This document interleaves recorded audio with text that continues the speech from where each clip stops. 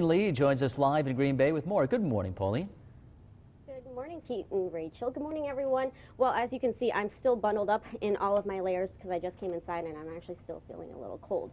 But we're talking about properly layering, especially for tonight for New Year's celebrations. Dr.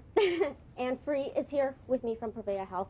So let me just go through my layers and then you can tell me if I'm doing a good job. I've got my hat on, wool coat, I've got a fleece on, wool scarf, I've got a sweater. I'm actually wearing 2 layers of jeans right now, and I've got my boots. So, what do you think? So you're not doing too bad right now. Okay. What can I work on? So what you can work on is a couple of things. So the key that you did here with your hands is you wore your mittens. This is going to be much more important than wearing gloves. Okay. Keeping your fingers together is going to keep that body heat against the rest of them and keep those fingers nice and warm, which is one of the more common places you get frostbite. Okay.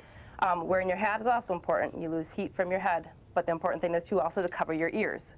So even though you want to be nice and cute, you got to keep your ears covered because those tips of the ears again can get more common to get the frostbite. Okay.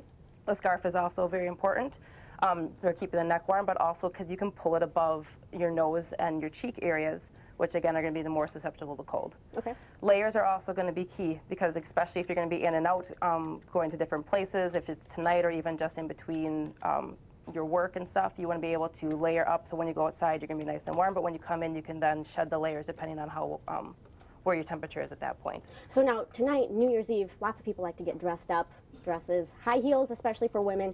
Tips for staying warm? The layers is probably going to be your best bet on that because you can go outside, you can still stay warm with all your layers, but once you get inside you can start to shed them in different ways and you can still stay fashionable at the same time if you need to. And obviously New Year's Eve, people like to go out and celebrate, maybe have a cocktail drink or two.